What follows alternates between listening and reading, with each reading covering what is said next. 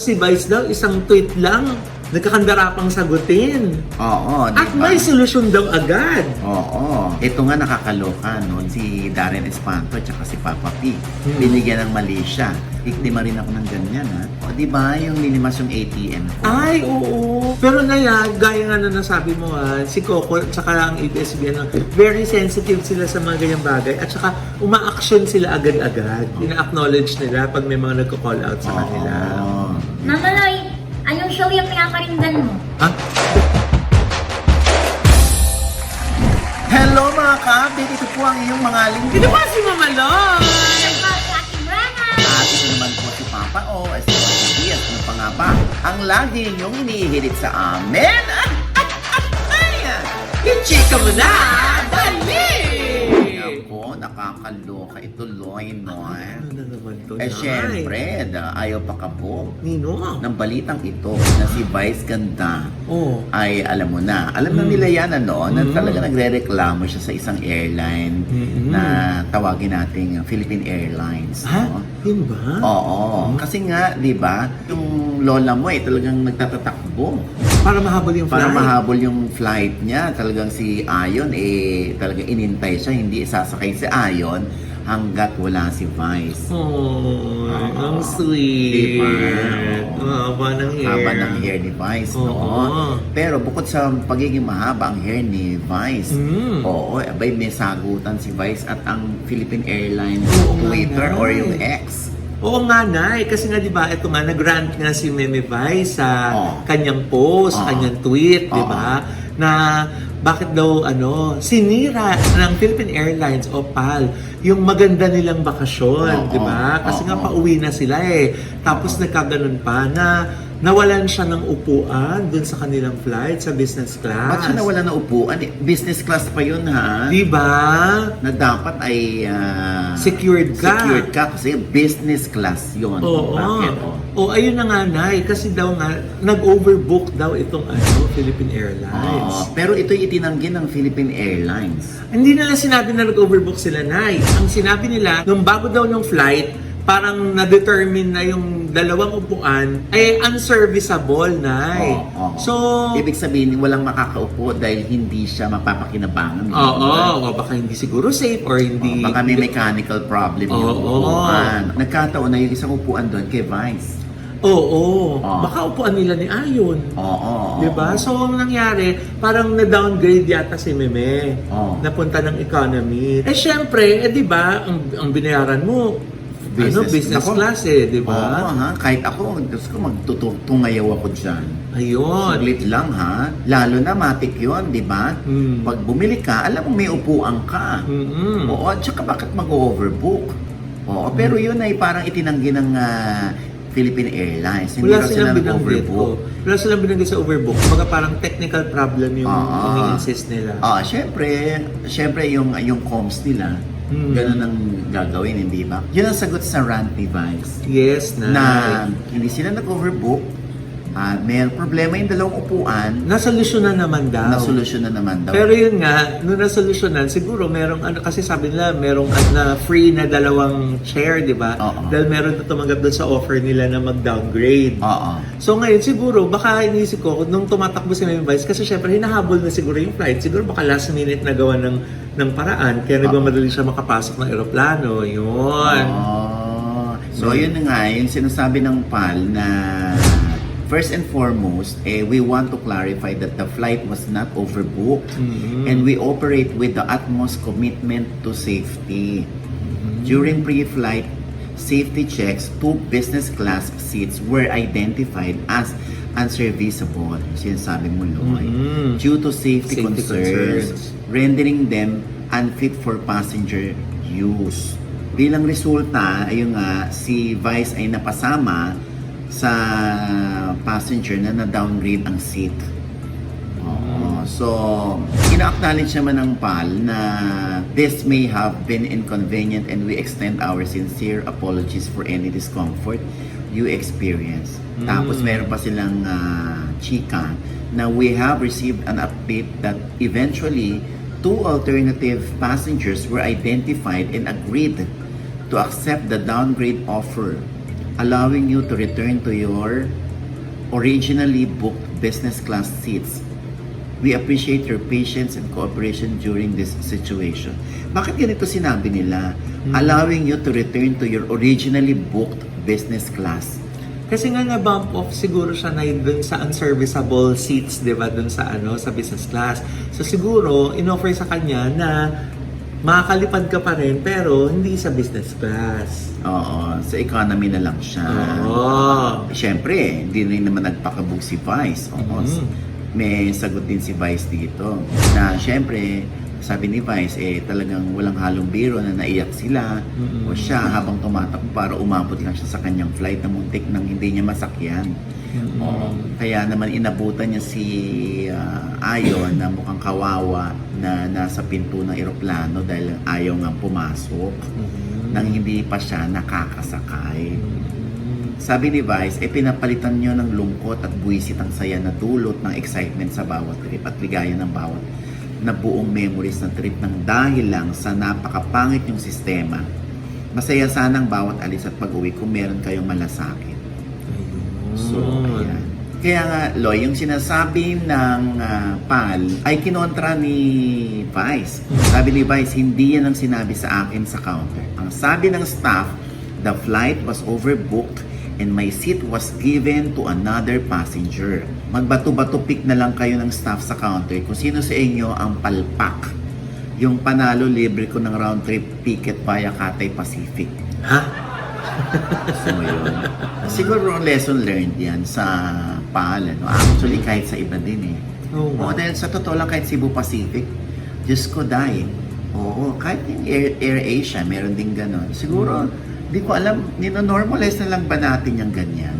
Yung mga kapalpakan, na binabayaran natin sila ng tama. Tapos, hindi rin naman natin nakukuha yung serbisyo ng tama at sakto dun sa binabayad natin. Na parang kayo, may karapatang ma-delay ang lipad nyo, pero kami walang karapatang ma-late. Dahil pag na-late kami, Iiwan na tayo. iiwan nyo kami, sasara nyo yung aeroplano, or ibibigay nyo sa iba yung upuan namin. Di ba? Parang ang unfair. Tingnan mo, malaking tao na yan si Vice, ha? At valid yung punto ni Vice. What more yung ordinaryong tao? Ano pa yung nararanasan niya? Kaya mula doon sa itinweet ni Vice, ayun, sari-sari na yung mga komento ng mga netizen. Oo nga na, speaking of malaking tao, di ba nabanggit mo na malaking tao na si Vice? Oo. O di ngayon, ang dami nagrereklamo na may mga previous na reklamo sa PAL. Oo, na yung iba hindi na raw nabigay yung pera. Na nakailang email na, Oo. nakailang ano na. Tapos si Vice daw, isang tweet lang, nagkakandarapang sagutin. Oo, di At ba? may solusyon daw agad. Oo. Kaya hindi ko alam kung paano nila ipapacify or paano nila paggagaanin ang loob ni Vice sa isyong ito, no? Pero sana na across the board, kung paano yung serbisyong binigay Oo. nila kay Vice, sana sa mga ordinaryong tao, ganun din sana yung attention na ibigay nila sa mga problema ng mga mga pasahero kasi hindi naman numura yung pamasahe sa eroplano tapos biglang mamomroblema ka pa, di ba, Nay? Oo, correct. Tayo, mananakay din tayo ng PAL, di ba? May mga times naman na goods naman yung PAL. Oo. Oo. Most of the time naman. Most of the time. Yung talagang madalas ako maka-encounter ng delays, ng aberya doon sa yung antagal mo doon sa loob ng eroplano. Oo, pwede ka nang gumawa ng isang libro kung gusto mong magsulat. Ganun katagal. Yung ganon. Yung sa Cebu Pacific. Oo, totoo yan. So, hindi natin alam, sana makarating to sa opisina ng Pangulo. Sana makarating ito sa Senado, questionin nila, ano bang pwede nilang pamalit, pagka ganon nagkakaaberya, pagka ganon, anong pwedeng makuha ng pasahero, dahil ang pasahero, walang choice kundi sila yung mag-adjust sa flight, o mag-adjust kung may mga rebooking na nagaganap, may natanguan ka ng commitment doon, hindi ba? Pero sila, rebook ng rebook. Sorry, ganyan-ganyan. I-rebook namin. Minsan may nababasa ko na yung na-tweet na na yung trabaho nila na naantala. O may nawala, parang may nawala ng pa ng trabaho dahil hindi sila nakaalis. Di ba? Yan ba kayang suklian ng mga airlines. Siyempre, yung iba sasabihin, okay na po yung delay kasi nagkaroon ng mechanical problem o nagkaroon ng problem sa ground. Kesa Yung naman traffic po ng doon likod, sa no? kesa naman po doon sa taas magkaroon ng problema. Yun na lang talaga yung ating para benepisyo. Pero hanggang kailan ganyan Oo nga. natin tatanggapin? Di ba pwedeng ayusin yung serbisyo? Tama. Nakanganga lang si Mrena. Parang inip na siya, Oo Nay. nga eh. Mamaloy, hindi ako makarelate kasi. Bakit? Hindi naman ako sumasakay ng aeroplano. Tricycle lang ako eh. Late pa, minsan. Pati tricycle na delay? Traffic. Traffic. Traffic. Anyway, ayan siguro nga talagang pinangyari ito ng tadhana para may ma-realize yung mga airlines. Oo. No, yun lang Kung naman. paano mas makakapagbigay ng magandang serbisyo. Pero yun nga din, no, sana yung troubleshooting mo ng problema ng mga pasahero, mas lalo niyo pong pagtuunan ng pansin. Correct. Kasi ang dami-dami po talagang mga kawawa na wala silang means na, di ba? Na bawa, kung na-delay yung flight nila, anong pangpuno nila o na-rebook sila, na-cancel, Naku, wala, di ba? Diyos ko. Yun yung kawawa naman po yung ordinaryong Pilipino. Taas-taas na nga nila ng presyo, no? Diyos ko, nakakaloka. Yung mag-online ka lang, biglang kunwari, kung 5,000, ibabayaran mo pa. Pag pindot mo gano'n, hay! May 5,800 na! Ay, Ganyan, oo. ano kaya ang iba pang airlines na no? Ha? Ano pa kaya ibang airlines? Hindi pa kasi natin na-experience sa ibang airlines na na madalas kasi tayo yung mga local natin no? Oo nga. Anyway, sana makapag-produce din yung iba ng mga negosyante ng mga flights para pumunta naman sa kanila yung mga tao. Dumami yung alternative, maraming choices. Tsaka hindi lahat nagmamalaki kasi meron silang kalaban. Di ba? Parang may pinapanindan ka, kuya. Gagawala. Oo. Oo. Kasi nga parang kalaban tuloy itong yung next issue. Ay, ano Oo, yun? hindi kasi diba parang kinall out ng Bureau of Correctional itong si Coco Martin oo. o yung Batang Quiapo dahil nga doon sa issue na parang ang sama na raw ng impression ng mga tao sa correctional. Na magulo, may mga Magulo. away, may mga napapahamak sa Oo. mga riot, parang Oo. ganun. At saka yun nga, yung may mga pinapalabas para may ipagawang trabaho. Oo. Parang, Hindi, syempre naman to, fiction. oo nga. Oo, lang naman, eksena lang naman ito. Kung lahat na lang po, bibigyan natin ng meaning. Wala na tayong masisimulan at matatapos at mabubuong istorya. Paano kung sa isang tindahan, may tindahan ng lason? Mag-react ba yung mga tindahan? Oo nga. Uy, grabe naman yan. Makasabihin nila, lason yung tinitinda natin. Ganito lang din ho yung dito sa correctional. Kasi sinasabi nga nung head ng correctional, parang iba yung nadidepict sa kanila o yung impression sa kanila ng mga tao na parang masama sila. Pero hindi naman po. Doon lang naman po yung sa kwento. Kaya naman sa umpisa ng Batang Quiapo, lagi may disclaimer yun. Di ba may disclaimer na ito ay katang-isip. na. Yes. Kaya nga binabago din yung mga pangalan Kunwari, kung correctional yun, iba naman yung pangalan ng correctional na yun. Yes. Hindi naman yung Bureau of Correctional. Siyempre, may heart talaga yung mga tatrabaho sa correctional. Pero, nakakatuwa si Coco. Di ba, nag-courtesy call sila ni Tita Cory. Yes. At para maipangako sa kanila na in the next episodes, makikita naman yung kagandahan dun sa correctional. Ganun lang naman, balance lang din. Kaya lang nga, nilalatag lang din nila Yung Coco, kwento. yung kwento, yung kasamaan, tapos may bawi yan sa ending. Parang yung Parang dati sa probinsyano, di ba? Yung PNP din, parang nadidepict na masama yung police, di ba? Parang in-explain din yun nila Coco dati. Oo, na may mga mabubuting pulis din naman. Pati Quiapo, di ba? Nagreklamo ng umpisa yung mga ibang netizen na, hindi ganyan dito sa Quiapo, di ba? Oo nga, oo. Pero yun nga po, may mga ganun talaga sa Quiapo. kwento naman po yun. Hindi naman po pwedeng puro mabuti. Paano po magkakaroon ng villains kung correct. kung walang masama na ipapakita o kalaban. So di yun ba? ang aabangan nila ng mga taga Bureau of Correctional na makakapanood din sila ng mga episodes na may kabutihan ding ganap ang location O yung May kaayusan, may ano, di ba? Kasi yun naman din talaga na yung ina-achieve talaga sa sa Bucor di ba? Na mapayapa, na may rehabilitation, di ba? Correct. Para dun sa mga ating naligaw ng landas na Correct. mga kababayan, na para pag nalabas sila ulit sa mundo, mga renewed na mga tao na sila, di ba? Correct. Pero Naya, gaya nga na nasabi mo si Coco at saka ang ABS-CBN, very sensitive sila sa mga ganyang bagay at saka uma-action sila agad-agad. Ina-acknowledge nila pag may mga nagko-call out sa kanila. Mama Loy, anong show yung pinakaringgan mo? Gaga, hindi. Ano to? Kasi di ba Wala ako nakakatawa? dyan, Uy, wala rin ako dyan Ayoko na nga magsalita. Itong sombrero, talaga maka-intrigera. Kaya marami talaga nakaabang sa'yo sa labas Oh, anyway, Diyos ko, basta ayan ay ay nagkaayos na. Yes. Ang Bureau of Correctional at ang team ni Coco Martin.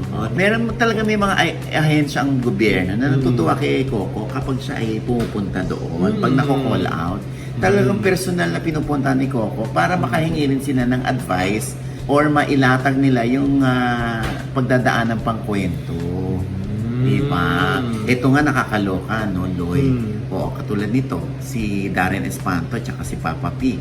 Binigyan ng mali siya. Porque natitigan lang ni Papa P si Darren Espanto habang sila nagsasayaw ng pababa. Oo. Tapos, ayan, binigyan na ng mali siya na para daw sa tinginan may something. Yan, gusto naman. Parang iba daw yung ano ba yan? Parang meron daw pagtatangi yung yung titig ni Papa P kay Darren. Diyos ko na. So, paano kung babae yun? Ganon din. Diba? Kunwari si Shaina yun. Ganon din. Yun nga. Oo. Paano kung si Mrena yun?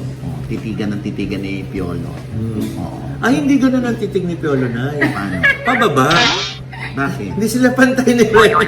Tsaka tinitigan talaga siyang ganon. Bakit? Siyempre, tapos biglang kakapkap si Piolo sa bulsa niya mismo. Ha? Bakit? Baka may nawawala kaya kasi baka makatakas. Kuya, hindi naman. Pero hindi mo na gano'n naman tumitig si Papa P. Oo nga, ewan ko, binibigyan lang ng mali siya ng iba. Nakakaloka. Yan, sa akin, parang anak-anakan na lang yun Papa P. Oo, si Kyle Echari nga, meron silang movie ni Papa P. Oo, ganun lang. Diyos ko, ilang taon na si Inigo. Parang ganun lang din. Oo. Ibig sabihin, pag inakbayan ko yung isang artistang gwapo na lalaki, meron na akong, may pagtatangi na ako doon. Hindi ba pwedeng anak-anakan lang? Hey, kuya, ganun lang? Hindi yun. I thought you're a friend. I thought you're a friend. Ano yun, kuya? Well, bingi yata Diyos ko. Hindi. Huwag na natin, Diyos ko, arte. Hanggat hindi nyo nakikita na nagkakatalamitam yan, wala tayong dapat na isiping masama or malisya. Oo nga. Oo, Diyos ko. At saka nandun sila sa moment na hindi sila si Papa P at saka si Darren na artista kundi friends, ordinaryong tao na nagsasaya, di ba? May mga ganong moments po din yung mga artista, Correct. di ba? Diyos ko. Na private moments sila na having fun bilang, di ba, tao din naman po sila. Hindi na kailangang laging isipin ko magiging impression ng mga tao sa paligid. O yung mga iba ko, ha? Nay, Ito naman si yun? Eric Santos. Oo. Gusto niyang bigyan ng babala ang mga tao na wala na sa kanyang poder o hindi na sa kanya konektado si John Mark Caperlac. Oo. Kasi ito raw ay kanyang personal assistant at wala raw itong otoridad para mag-represent sa kanya sa anumang paraan, sa anumang bagay at sa anumang pagkakataon. Yan ang sabi ni Eric Santos. Bakit nawala sa kanya, kuya? Ayun nga, itong kanyang PA ay 9 years na kay Eric. Oo. Yung 9 years na yon, yung tiwala ay talagang malalim. Oo. Parang bahagi na ng pamilya ni Eric itong kanyang PA. Hanggang sa nito lang nila natuklasan na yun na nga, nawala na yung kanilang tiwala. May mga money matters. Oo, yun. Pero hindi ko na masyadong pakahabaan. Kasi, katulad ko, biktima rin ako ng ganyan, ha? Doy. Yun ang akin na lang ikukwento ko. Ano nangyari? Di ba yung nilimas yung ATM ko? Ay, oo! Ng dati kong PA. During the 90s. 2 beses nalimas yung ATM ko. Tapos, dininay pa. Ay. Na trace ko kung saan nag-withdraw ang gaga. Ayan. So, ipinalayas ko na. Tapos, tumawag parang a year or 2 after ay tumawag yung ate. Ano sabi? Ayun na nga, naghihingalo na nasigok. Yung PA ko. Yung sumunod naman, nilimas din yung ATM ko, kinupo ko sa bahay. Tapos, ayun, nasigok din. Ala, parang may no? May curse yung mga malagnanakaw sa'yo, na. Hindi, huwag mo lang sa kaibintang, Loy. Baka nagkakataon lang talaga. Kasi baka hindi lang akong ginawa ng masama. Diba? Kaya nagkakagano ng buhay, diba? Ito naman, kaya nating ibalik yung perang nawawala sa atin. Kaya lang nakakalungkot. Sabi nga din ni Eric, yung katotohanang nagtiwala ako. Doon ako nalulungkot na parang sayang, no? Tinuring kitang kapatid.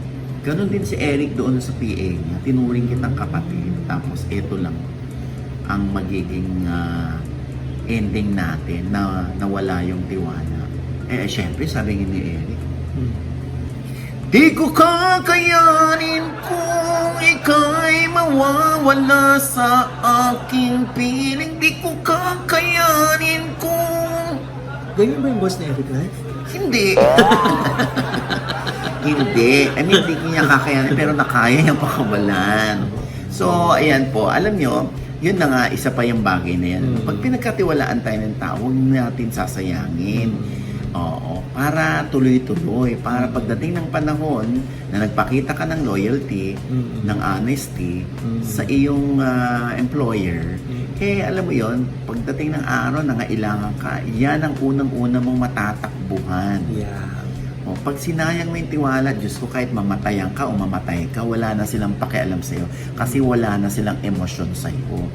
Dahil galit yung namamayanin sa puso nila sa'yo kahit mamatay ka pa. Yung ganun, ay nako, kaya lesson learned yan. Yes. And with that, mga kaibigan, ito po ang inyong mga lingkod. Ito po si Mama Loy. Sa lahat po ng aming mga manonood na hindi po namin subscriber, sana po mag-subscribe na kayo kasi madali lang. I-click lang po yung subscribe button na nandiyan sa ibaba. At kung naibigan po yung aming episode niya at meron kayong komento sa lahat ng aming chika, i-comment nyo po yung below, i-click ang like button at huwag kalimutan i-click ang notification Dahil bell. pag click niyo yan, kayong una-una man-notify na meron kaming latest update. At syempre pa ang kanya-kanya naming channel. Yes, sana manood at mag-subscribe po kayo sa channel ko. That's Mama Loy. MAMALOI. May bago pa tayong vlog dyan. And thank you very much, Dr. Hayapaki sa Victoria Skin for my skincare. Dyan po yan sa Victoria Tower sa EDSA, malapit sa GMA. And Dr. JC Solis or Jesus Cancha Solis of Gorgeous Smile Dental Clinic para sa aming gorgeous na ngiti ni Nanay Oji. Dyan po yan sa tapat po ng Christ the King sa E. Rodriguez, Quezon City. Yes, Brenna. Hello mga ka-update! Pag-follow naman po and like ng aking page at Rena po, MRENA. Yes. Thank you, Doc LJ Libatike of It's My Creation. Yeah. At saka kuya, Ah. ay Clea Vision. Yes, Dr. Jessica D. Yes, Doc Jessica, hello. At syempre din, pasalamatan din natin ang ating Zion family. Yes, di ang ba? Zion family para sa Zion. ating napakagaganda massage chairs. naman. Thank you Ako po. mismo, kagabi, ginamit ko ulit siya. After nung badminton ko to, maganda. Nakaka-excite umuwi na no? Pag alam mong uupo ka sa Tapos Zion ano massage ka? chair. Zion massage chair, ano po yan? Bongga. Yes. At syempre pa, ang ating pasasalamat din sa nagpahatid ng lechon dito. No? Wow! Ang Lechon de las Piñas, ang kanilang ang kanilang native lechon Cebu style. Oo. Na ito yung lechon ng mga artista. Ayan po Diba? yung kanilang numero. Masarap, ha? Natikman na po namin, ano? Talaga namang ininuman ko na yan ng supplement. Ha? Siyempre, no? Naparami ako ng balat.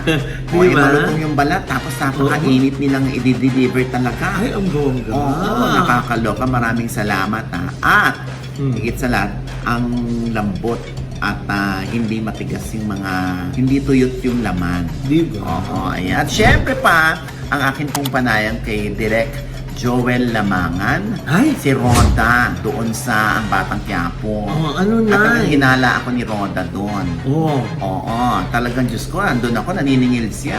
Ay! Oo, Taray. Diyos ko, yan po sa OG Diaz Inspires. Nakita ba kayo ni Noy? Oo. Oh. Ayan, nagkita kami ni Noy Ong. Ayan, Ah. di ba? At ang OGDS Inspires po ay nasa I1 TFC na rin. Yes. Ano? At huwag niyo rin po kalilimutan ng OGDS Showbiz Update po sa fan page po. Meron kami Oo, ang subscribe po Spotify kayo. at ang Apple Podcast nandyan po. Kung ayaw nyo makita ang mga pagmumukha namin at tinig lang namin ang kailangan yung makinig. Ha? Ayan po. At syempre, ang OGDS TV po fan page. Paki-follow naman po at paki-like and Yes. share. Okay? Yes. At syempre pa sa mga gustong mag-Boracay, naku, Diyos ko Aha. po, oo. Andiyan pa rin ang Diohana Boracay Beach Resort. Oo. Yes. Sa Station 3 lamang po yan ng Boracay. At kung gusto niyo ng mga discounts, mga promo, doon kayo diretso pumunta sa ohana.com.